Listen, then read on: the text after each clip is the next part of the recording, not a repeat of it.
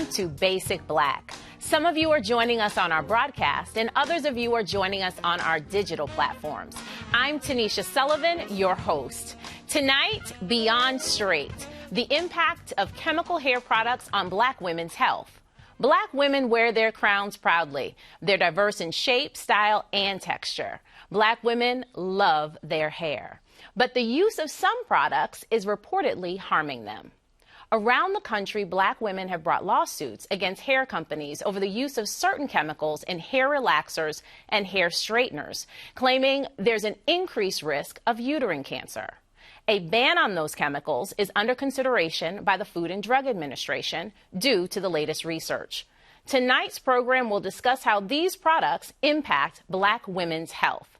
Joining us, Dr. Deborah Scott, co-director of the Hair Loss Clinic at Brigham and Women's Hospital. Sharita Payton, owner of the Loft Hair Studio.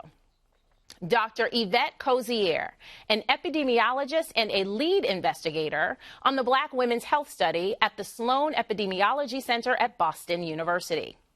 And Renee Landers is a professor of law and faculty director of the Health and Biomedical Law Concentration and the Masters of Science in Law Life Sciences program at Suffolk University Law School in Boston. Welcome to you all. Thank you. Thank you.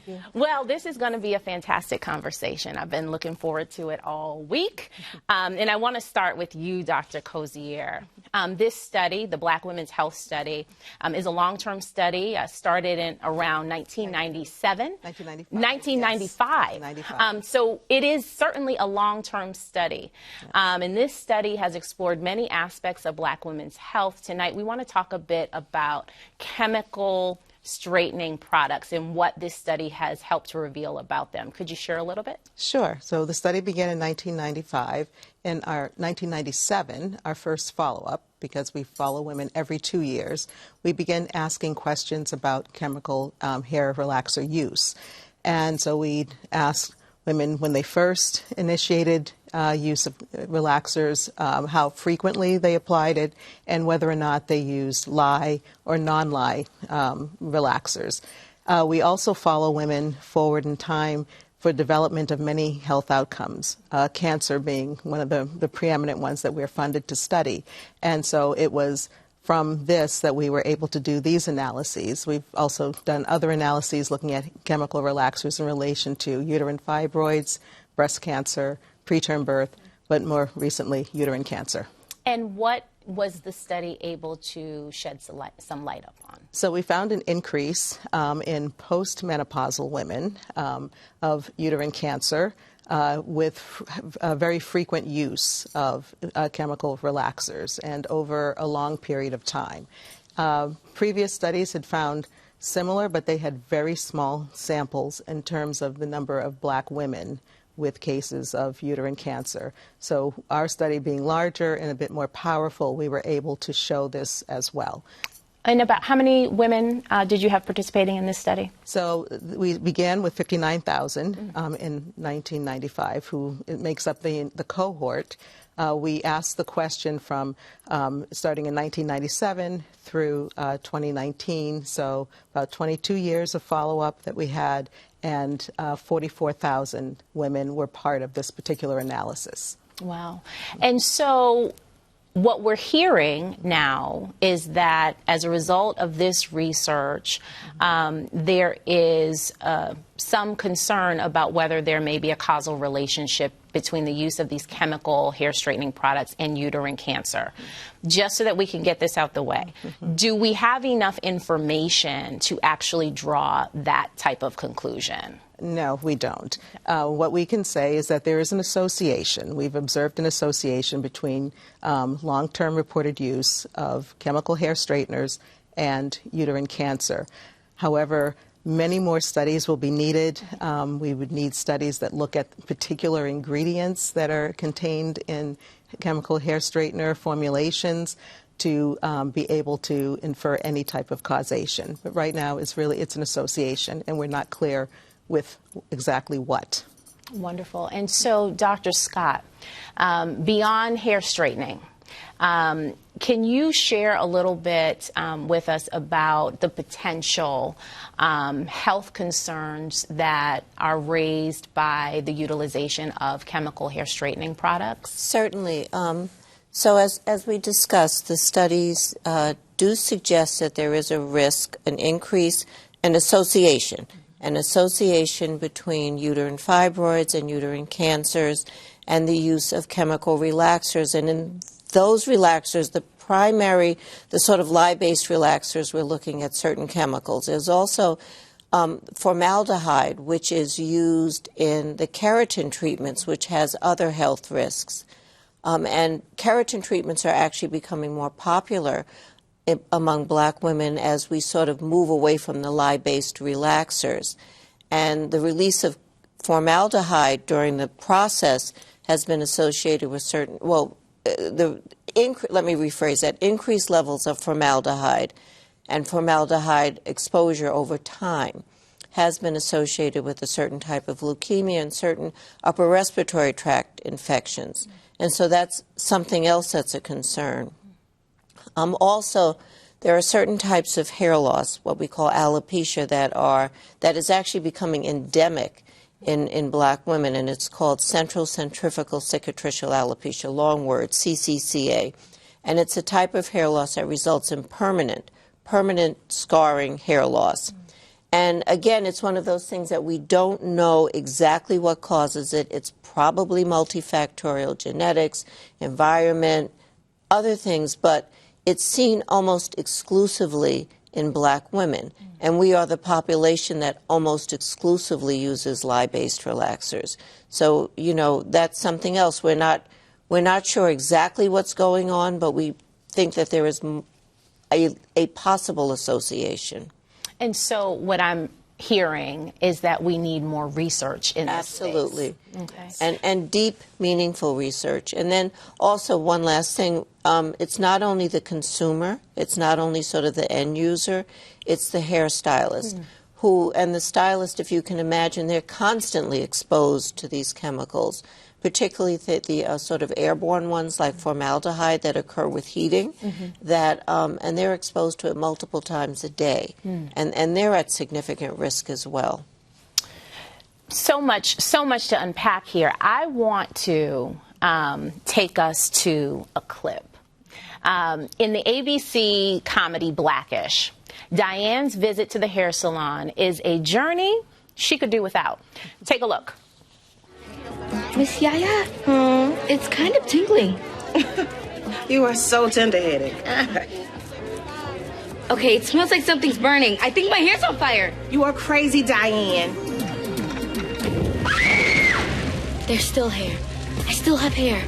Not if I have anything to do with it.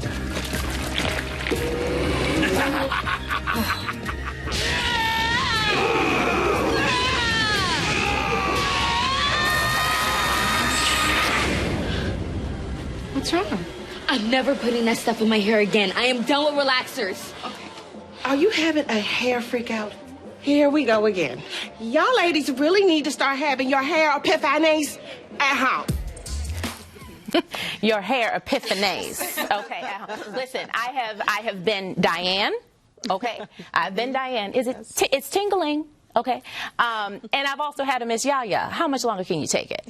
Okay. And so I think many of us as black women can relate to that particular clip. Sharita, the increased awareness about the caring for our hair as black women has led to, I think, more conversations in hair salons about what our options are. And certainly over the last year, conversations about the studies that we're hearing about relative to these chemical hair straighteners. Can you share a little bit about the conversations you're hearing from women who sit in your chair? Yeah, I think that it is definitely a concern. Most women who come in our salon, well, all of them actually are natural. Our salon is a natural hair salon, so we don't service clients who have relaxers. There are plenty of salons that offer that service, but we do not. However, I've done relaxers probably for about 20 years on some clients, so I have a lot of experience with it. But there is a concern. There are clients that are coming in that have transitioned from relaxer now to natural. and they're feeling a relief. And I know that is just an association, but I think the information that's out there, it seems as if it's more than there's association with the uterine cancer and some of the other health risks. And so they're nervous about it. And some of the clients who have been relaxing for 20 plus years, some of them have experienced health risk associated with cancer. And so now they're questioning whether there's a correlation. And I even have some clients who have filed suits because of the information that has been forthcoming over the year. Do you feel as if this information that we're receiving through these studies has been empowering for women? Yes, but I feel like we are we've already a few years, maybe I would probably say 5 to 10 years ago, we've shifted our mindsets, right? We are learning that there are other options, right? You can rock your natural hair. You don't have to relax, right? With the crown neck, people are feeling more confident.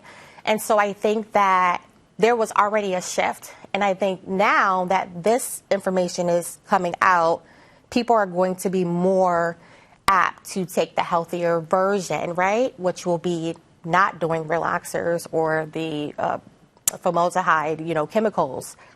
Excuse me. So yeah, they're definitely looking for other options for sure.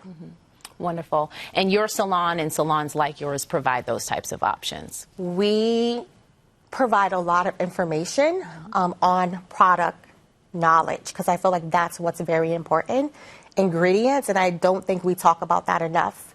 And so we let our clients know what we're using, why we're using it, what's in the products, the ingredients, and the importance of using those healthier ingredients so that we can have healthier hair. Like, that's always my ultimate goal, is for my clients to have healthier hair.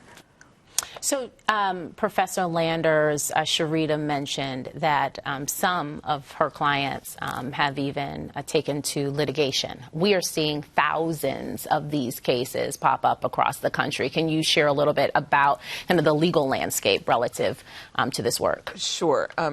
About a year ago, when the NIH study came out that showed, again, this association between formaldehyde-based products and uterine cancers and some other cancers, that the tort lawyers, the plaintiffs' tort lawyers, saw their opportunity, and now the cases are being consolidated in a federal court in the Northern District of Illinois in Chicago, and there are, the last time I checked, as of last month, October 2023, and more than 6,000 cases have been filed around the country. And so the issue I see with the cases is this one of proving causation, because in a tort claim like this, the plaintiff really has to show that the product that that they used from the manufacturer actually caused the harm. And so the association is not really probably going to be enough to be successful. But as more studies come out, the information might change. The other thing I would say is that for the consumer, proving the claim is probably more difficult than, say, someone who worked in a salon or is a salon owner, because, as you were just saying, the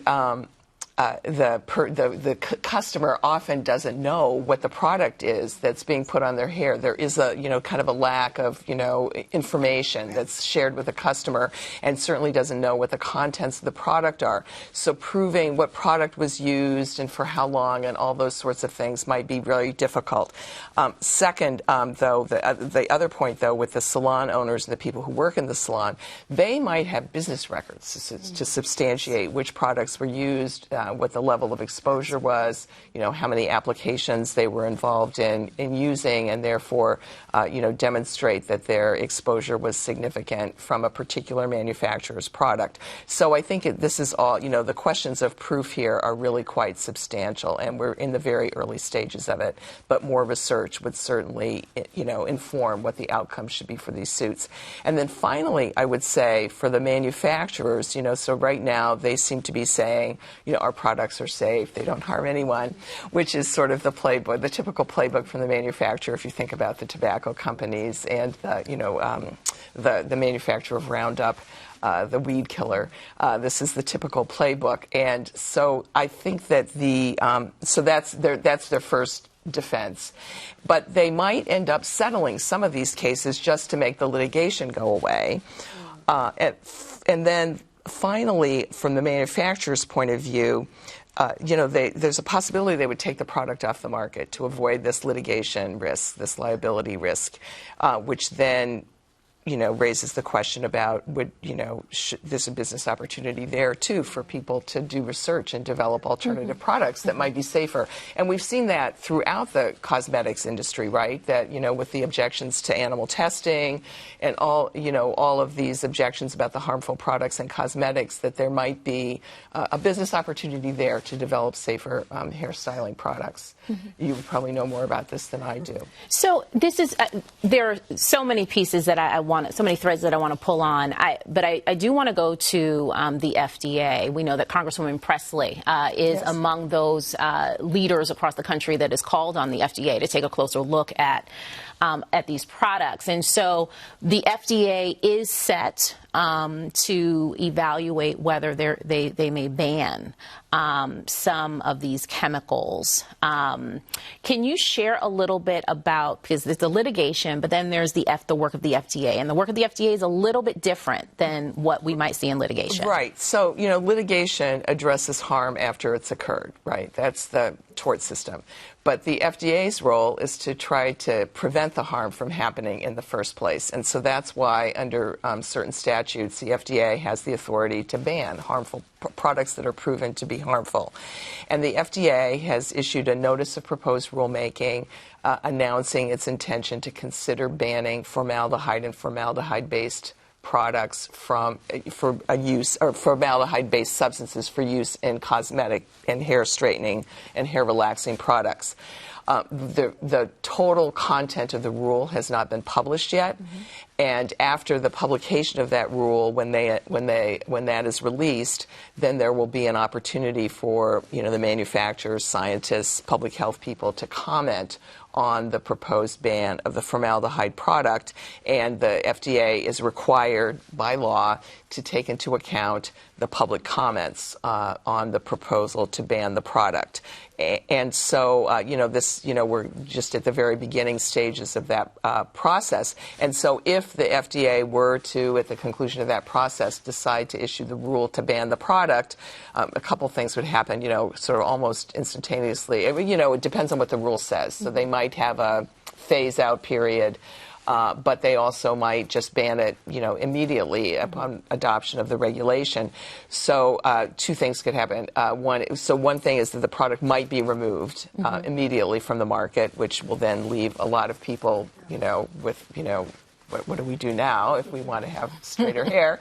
And then second, the manufacturers might sue to challenge that decision by the FDA to remove the product. So we're at the very early stages of all of this. It's hard to see how it's going to come out. Very helpful, very early stages, a lot more to come, and a lot of opportunity for people to weigh in on this. But in order for us to weigh in, we really need to, I think, have a better understanding of kind of what is formaldehyde. And so I'd love, and what is its impact? How has it been used in other instances? So Dr. Cozier, could you share a little bit more about kind of what is formaldehyde? So I'm not a chemist, right? And so I don't want to overstate what I know, but it's a product. It works often as a preservative, and it's been speculated that it's in some of these hair straightening products. Again, the manufacturers, because of the way the FDA currently oversees this particular industry, there's a lot of proprietary formulations, and at least on the lists that are produced of ingredients, it's not clear that formaldehyde is present in all of them, and it's also not clear it's the only dangerous, potentially dangerous substance that is present. So it's great that the FDA is stepping in to have some action. However, it's just not clear that they're going after the one, item that is perhaps related to all of what we're seeing. We have no idea. There are other things in there as well. There's phthalates, there's parabens, things associated with fragrance that are in these formulations. And a lot of that is protected as proprietary. So we don't know the full list of ingredients. We also, and if formaldehyde is present, is it interacting with other chemicals that are in the mix? So am I hearing you say that these products are not currently regulated? Not tightly regulated. Okay. So there's a lot of leeway for the manufacturers as far as what they put in to these formulations, how they, all of the extra things that they put into hair straighteners, whether they're lye-based or not. So as a result, we just don't know the full list of ingredients. And so one of the challenges to causation is we have no idea which or what series of chemicals are responsible for the associations that we're observing.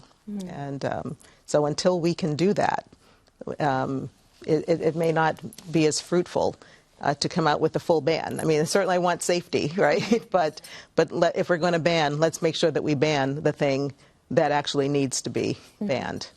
So one of the things that, that I think is important for us at this time is I'm always hopeful. Okay. I don't want to say, we've used, I don't want people to think that if they've used these, chemical hair straighteners that it's, that it's all over. And so from a hopeful standpoint, what are some of the things, Dr. Scott, that we can be doing as a community to help share more information about chemical hair straighteners and other types of products that we may use on our hair or on our skin?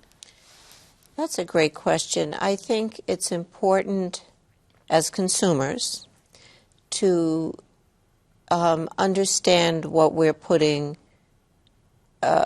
in our mouths, on our skin, on our hair. So it's important to read the labels. And they're very difficult sometimes to, there's a lot of information it's very difficult to sort of sort through. But certainly I think that's important. And I think it's important if you're having your hair straightened to ask your stylist to share the label with you. They have all of that information. And it's not like they're intentionally hiding it. It's just like probably no one's ever asked them to share it. And so sharing it and looking, and we know there are, and you can find these things easily online, there are a list of compounds like formaldehyde, and they're what we call formaldehyde releasers, which are chemicals that release formaldehyde. So it doesn't say formaldehyde, but these are chemicals that release formaldehyde. And then there are sort of formaldehyde substitutes, something called methylene glycol, that basically turns into formaldehyde with heat. So it's important to sort of know what, if you can, to sort of look for these ingredients, because many of them are on the labels, and avoid them. And I think just to be mindful if you're using something and it's irritating you, if you're having a certain sort of product put on and it's irritating your lungs or your skin, it's probably not good for you. Probably not good for you. And so, Sharita, as you're seeing clients, if you can just share top line, what are you communicating with them about knowing what is in the products that they're using? Well, I feel like now there's so much information that is free and it's available, and so you can definitely do your research online. But I always say,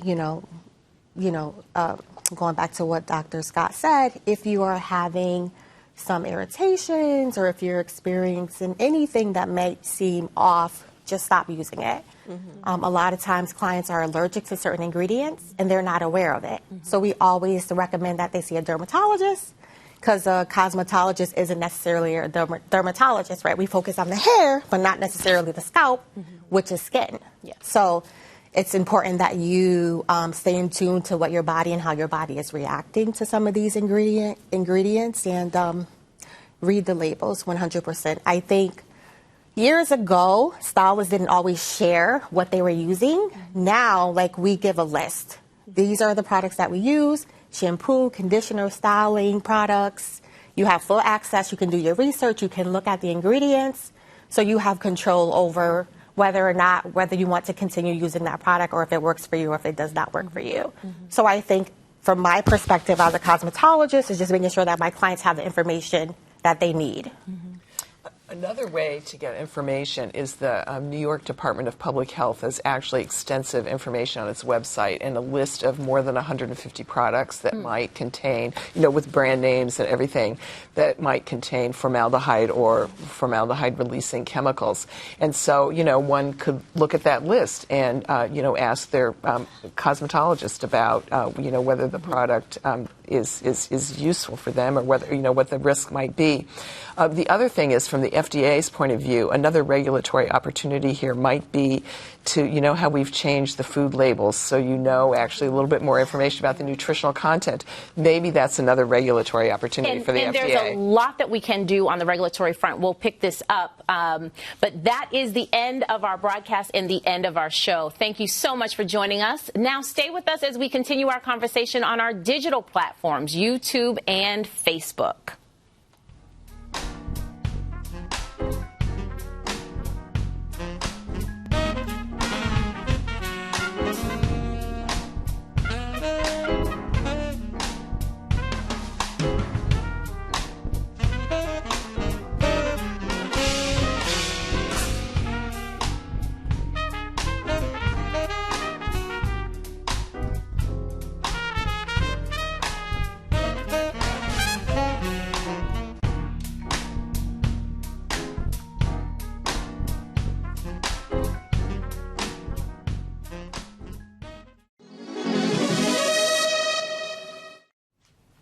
I'm Tanisha Sullivan, your host. We are on YouTube and Facebook with our post show, continuing our discussion on the impact of chemical hair relaxers on Black women's health.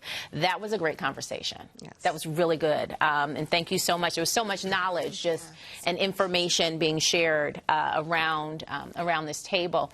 I have a question, Dr. Cozier. What is an epidemiologist? Sure. Well, we're not skin doctors, although we get mistaken for dermatologists all the time. But we look at patterns of disease within populations. So you probably heard a lot of us during COVID pandemic. That's an infectious disease epidemiologist. I am an epidemiologist of chronic diseases. So cancer is a chronic disease, other conditions like cardiovascular disease. But we look at the patterns and try to predict what risk factors are, and by identifying those, we hope to inform public health and medical efforts for intervention. So how do we go about preventing disease? By understanding the things that might cause disease or make people vulnerable to disease. Okay. So there is a connection to, you mentioned public health. Yes. Okay. We are the science of public health is what we like to refer to ourselves as. Okay. An epidemiologist. All right. Okay. An epidemiologist, a dermatologist, a cosmetologist. Come on now. Okay. Sharita, Dr. Scott talked a little bit about the potential impact of these chemicals on stylists. What do you think about that? Is that a conversation within the cosmetology industry? Absolutely. It's always been a conversation because, as it's been stated, we are exposed to it, I think, more than the actual client. When I did do relaxers, I may have had maybe 3 to 4 relaxers a day, working 5 days a week, right? Compared to the client who may typically get a relaxer every 8 to 10 weeks. And so there is definitely that greater risk to being more exposed to it. And it's always been a conversation in the salon, for sure. But I don't know to what extent, I don't know. I know I have not done any research when I was doing relaxers. It was just something that we did. We made money off of it. The client wanted it. They looked good. There wasn't a whole lot of issues with relaxers. But obviously, there are some healthier alternatives now that's available, I think, from my experience. But it was just something that we just did, and no one at that time were talking about risk associated with any type of diseases or anything like that. And probably this other piece, because it's not because the products are not regulated, right? There's also not that awareness around, wearing gloves. Oh, yeah. Okay. Well, we've always wore gloves now. But the things that can be done to ensure the safe application and consistency with that. And so I'm really, Professor Landers, you had mentioned at the tail end of the show, you were making reference to a website that people can go to if they want to learn more information about the different products. Right, and so it's just the New York Department of Public Health has a lot of basic information about, the effects of formaldehyde and their presence in hair straightening and relaxing products, and then it has a very extensive list of more than 150 products that the department has identified as containing formaldehyde or formaldehyde-releasing chemicals. And so therefore, you could look and see if the products that you're using are on the list and then, develop more information, and do your own research about the chemical content of those products. And, I think that's something you could do right now and then decide, to make your own judgment about it. The other thing about the workplace, I'm just wondering, are there... And I didn't have time to look into this before this program today, but are there OSHA workplace regulations that apply in hair salons? Things like, because people are like standing on their feet and using their arms, a lot of ergonomic issues perhaps, and then, and then layer on this exposure to chemicals. And it seems to me that that's, the workplace regulation agencies, which are not the FDA, might start to weigh in on this as well. I don't think it's heavily regulated for sure, no. Yeah. So do we think that there will be an impact? I mean, we're getting this information about these potential harms, but for Black women, the hair is personal, the hair is political, the hair is all the things. And so do we anticipate that this work will in any way impact behaviors of Black women and how we think about beauty or rethink beauty? I think it already is. For me, the conversations are being had in the salon. People are a little bit more cautious. Some of them are fearful now because of the information that is out there. And so I think they are going to move a little differently, and they're definitely looking for other options for sure. Dr. Scott? I agree. I was with some of my colleagues last night, and a younger colleague of mine said, this is probably the first generation, the children coming up now, that will be relaxer-free. Yes. Because it's gone back and forth and back and forth, but I think the awareness of some of the potential harm and sort of the embracing of our natural selves, I think is much more evident in this generation and hopefully will continue. So, yeah, I hope that will be the case. Yeah. And, I'm sorry, go ahead. And I hope that, I don't know what all of this current media attention will do, but I do hope that it will raise the awareness of the potential harm of some of these things that we're doing and encourage us as consumers to be more proactive and encourage us to sort of look at alternatives. Yes. And I just wanted to add to this that with the Crown Act, women have choice. And so it's, I'm not, anti-straighteners. I spent like 40 years of my life with straighteners. And I say, and as you said, hair is personal. My journey has brought me to where I am, like literally a centimeter at a time, right, getting here. But it's the choice, and that we can show up in our full selves, as you said, as we want to present, and that we don't have to adhere to an imposed standard of beauty.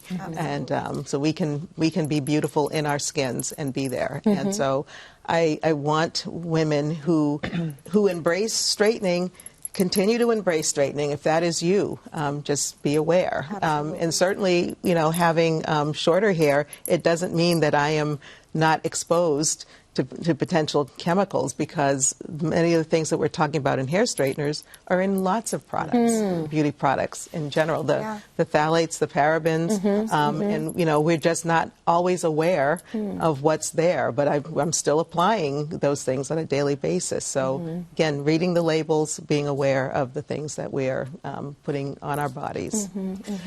I also I think it's actually good that this information is coming out, because the history of some of the exposures and the risks that affect the Black community in particular has not been necessarily a happy one, with the intersection of science and medicine with respect to the Black community.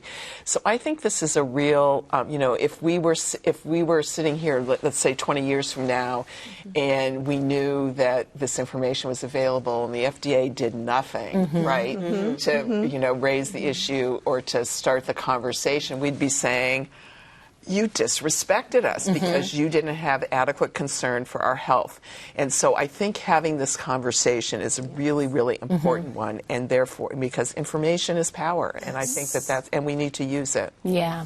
Yes. I agree, and I also think it's a call to action, because it's not, this is about formaldehyde, right? But it's more than formaldehyde. Right. It's, the endocrine disruptors like phthalates and phenols and parabens. What are those for people? Endocrine disruptors are chemicals that sort of trick your hormones. They sort of mimic estrogen, or they block some of the hormonal pathways. So the thinking is that they basically pretend to be estrogens or progesterones, and and some of these cancers we're talking about are endocrine or hormonally based. Right. So these disruptors, we don't know. We're focusing on formaldehyde. Right. It could be the disruptors, and those are broad in the community, broad in society. Laundry detergent, everything. So one of the things that we're hearing a lot of conversation about in the research space is the need for more people of color, the need for more Black people to participate in studies. Right. And I'm struck by the number of Black women who participated in your research study. And so what can we do to encourage more Black people, more Black women to raise their hands to say, you know what, I want to be part of this research to help ensure the well-being of our communities? Sure. So we're not enrolling new subjects, but the new studies are coming up all the time. Participate. It's like our voice can't be substituted. If we don't step forward and actually provide some of the information that is needed, it won't come out of thin air. No one will be able to substitute it for something else. We've often been lumped into the findings of white women. And, one of the ways we came to looking at this research with hair straighteners was, if we're looking at health disparities, we really need to look at all of the things that are different. And one of those glaring things was repeated and persistent exposure to chemicals that our white counterparts were not exposed to. So this was an area of inquiry. So we can't do it without the women who are actually involved in using those products coming forward, or just just in Black women in general, whether it's about hair products or not. Research takes time. It can be an inconvenience. I know that, and I'm grateful to the Black Women's Health Study participants every day. But without them, there is no substitute. Science will gladly move along if you're not willing to raise your hand. And I think that's really the bottom line. The other thing is more people of color entering the scientific fields and the research fields, because to ask the questions. I mean, I'm reminded, the COVID pandemic exposed, the problems with the pulse oximeter and dark skin. And now there are, scientists of color trying to develop better devices that, account for difference in skin color that might interfere with the laser, measuring your oxygen levels in the blood. So I think we really need to focus on making science, an attractive, interesting career for students, starting at the really early age. You can tell I'm an educator, right? So I'm building the pipeline for what I do. But I think we really need to focus more on that in our public schools, and I think that, and all schools, but in our public schools particularly. And helping young people to understand kind of the different aspects of science and how it intersects with our daily lives can be quite exciting. Representation does matter, and this is yet another example of that. I have thoroughly enjoyed the conversation this afternoon with, again, an epidemiologist, a dermatologist, a cosmetologist, a jurist, all the things, all this brilliance, and all this really valuable information that we can use that is incredibly empowering. So thank you so much for sharing with us today. Thank you for having us. Thank you for having us.